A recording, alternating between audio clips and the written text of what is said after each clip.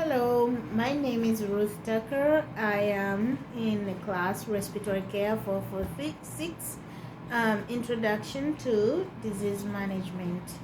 I am here and I'm going to discuss asthma in young adults. I am working with a team here at the main hospital, and I have my patient here, Martha. Martha was admitted 5 days ago with an asthma exacerbation, but right now, Martha, how are you feeling, Martha? Pretty good. Pretty good, very well. She's feeling much, she said pretty good. So I'm going to discuss asthma in young adults. Martha is still an adolescent, she's a teenager. Transition from childhood to adult is always a little difficult with so much peer pressure around. Sometimes um, our young adults don't follow through with the medication or how they're supposed to handle their asthma. So my main goal here today, Martha's doctors have asked me to come and teach her how to manage her asthma and how to make a plan that she can follow when she goes home so that she's able to self-monitor and treat herself, and she will have more symptom-free days, and she will be able to manage the chronic condition of the asthma. So first of all, asthma is a chronic inflammatory disease of the airways in which many cells play a role. So in airways, actually, Martha, they are tubes that bring in air into our lungs and take out air from our lungs. So when you are in an asthma exacerbation, which we normally call asthma attack, you will feel the airways will swell and there will be increased mucus production. Also, there's tightness of the muscles that are around the airway, that wrap around the airway. And this is more what we call bronchospasms. So when you have asthma, you are going to wheeze, you are going to cough, you're going to feel chest tightness, you're going to feel breathlessness, you're going to be feeling like you can't catch your breath. Have you experienced that before, Martha? Yeah.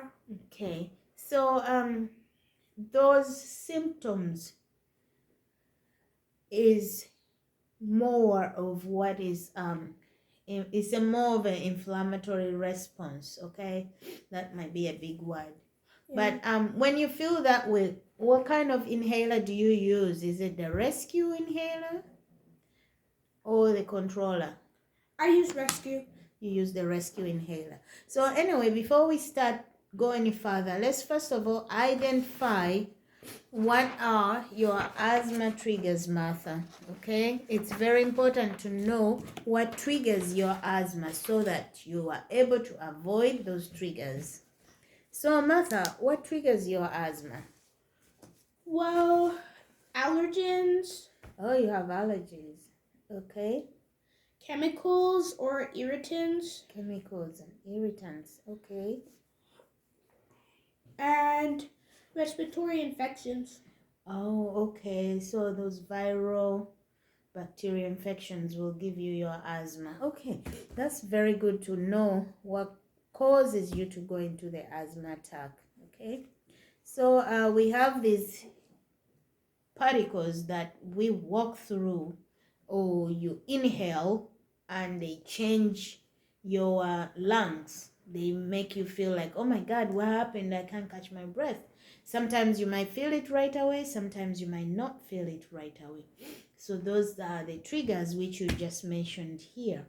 So now by knowing these triggers, the first thing that we can do to avoid an asthma attack is by staying away from the triggers. Okay, so if you can identify your triggers and stay away from them, that will give you more symptom-free time, you know.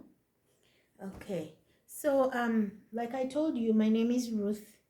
Nambozi Tucker. I am a respiratory therapist and I'm here to teach you how to manage your asthma so that when you go home, you are able to do what you're supposed to do, feel confident that you're doing well, and learn so that you are able to manage this chronic condition, because it's unfortunate, but you're probably going to have asthma all your entire life. So you have to learn to manage it, Martha. Okay? Okay. So, Martha, you are 17 years old. Do you go to high school? Yeah. Okay, still in high school. Do you live with your parents? Yeah, I still do. Good. Do you live with your parents? That's very good. Oh, do you have a pharmacy close by your home? Yeah, Walgreens. You got Walgreens close by to your home. Okay, very good. And Martha, do you have access to computer, cell phone? Yeah. Yes, you have all that stuff. Very good. The reason I'm asking is that if you feel like I didn't understand what she told me here, what do I do? You can always give me a call and I'm going to write my number down. Okay? Or you call the doctor's office, your primary care's office. Okay? So Okay. that we are all communicating together. We are collaborating to help you heal, to help you learn how to manage this condition. Okay? So Martha still lives at home. That's very good. So my next question would be, do you use a spacer when you give yourself an inhaler at home? Yeah. Yes, you use a spacer. And Martha, do you own a peak flow meter? That is something like this. Have you seen it before coming to this hospital? Yeah. Yes, so you have a peak flow meter. A peak flow meter. And did you have asthma all your childhood? You had asthma before? Yeah, it was a really hard time. Yeah, Martha had asthma from childhood. And this is a spacer, right? Yeah. Okay, that's our spacer. And among your inhalers, how many inhalers do you take? One or two? One. One inhaler. And that's your rescue inhaler, right? Yeah. Okay, Martha takes a rescue inhaler. Okay, so this time when you leave, you might end up taking two inhalers. And I really want you to be able to understand how to use them, because they are both medications for asthma, but they work at different times, okay? So we shall go through that also. All right, Martha, do you have any questions so far? No, it's okay. Okay, so we have identified we have two inhalers. Good. So Martha, this is gonna feel a little bit personal. Do you have friends that you hang around with at school, and do they smoke? Do they like to do risk stuff? You know, because we've already said that irritants like chemicals make your asthma worse. It's one of your triggers. So when you have that, it's difficult to hang around people that smoke, you know, because whatever fumes that come from the cigarettes are irritants. So I'm going to ask you, or I want you to want to feel better so that you stay away from people that have that, okay? Okay. Yes. So self-management, Martha, is what we are going on first to improve. So far I've given you some little background and knowledge about asthma, and I want you to be able to take your medication on time. You have to do your monitoring, and you have to have some realistic goals, Martha. I'm not saying that you don't have realistic goals, But our main goals here today are more like you want to have symptom-free days, right? Yeah. I'm sorry, I have my papers everywhere. You want to feel you want to be okay and be able to travel everywhere that you want. So with that, you have to be able to wake up in the morning and follow up with the way we are going to formulate your asthma action plan. This is the paper we are going to use, and it will help you to know what you're supposed to do every morning. It has your physician information, that's your doctors. And green means you are in good shape, go. Caution means take your medicine, but be cautious. And then when you find yourself in red, this is dangerous, you will need to call the doctor, okay? Okay. Yes, so your doctor wrote this inhaler. It's called Qver. It's a steroid inhaler. It's called a controller. So this inhaler, Martha, you have to take it 2 times a day. That's in the morning and in the evening. It's a 12-hour in between. This inhaler, why it's called a controller, it controls the response, the trigger response into your lungs, okay? Wherever there was inflammation, you know we've been giving it to you here while you are here. So you have to use this with a what? With a spacer. You also have to rinse your mouth after using this, okay? Why? Because if it stays in your mouth, it can cause you some unpleasant sores or something, which shouldn't make you stop using it. But once you finish using it, please wash your mouth, okay? Okay. Yeah, it's just a rinse, and rinse the medication out. Your other asthma inhaler is more the albuterol, which is a rescue. That's the one that you take, you know, and whenever you feel bad, okay? Do the puffs like the doctor told them to you to do, okay? So here's how we are going to start. Let's say every morning before you go to school, you do your peak flow meter.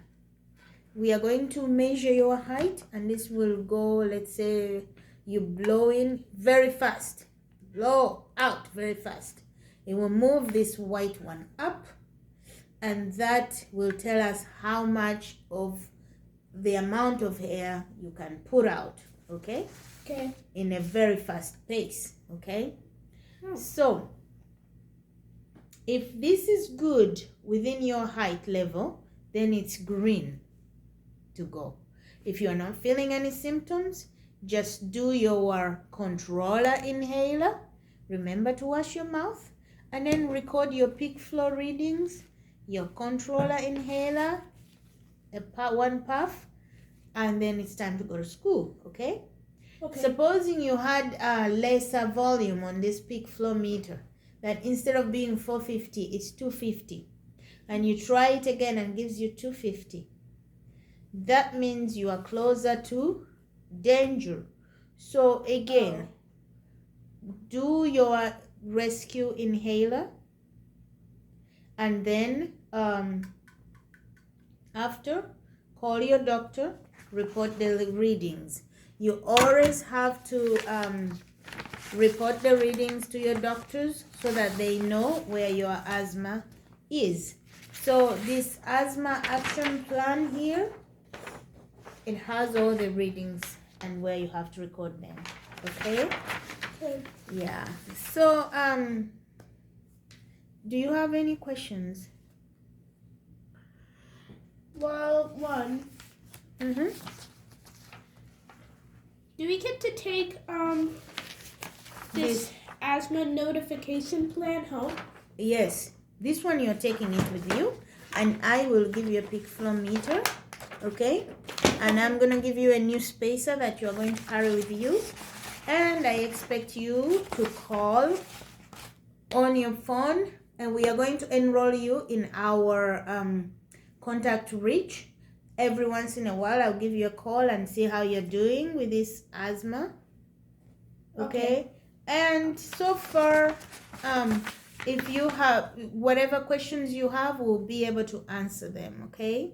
Okay. Yeah, if your parents can help you to sign up online, we also have our outreach. So instead of trying to reach the doctor's office and you can't get through, you can sign up online and give us your peak flow readings and give us like the last 5 days of your peak flow readings, okay?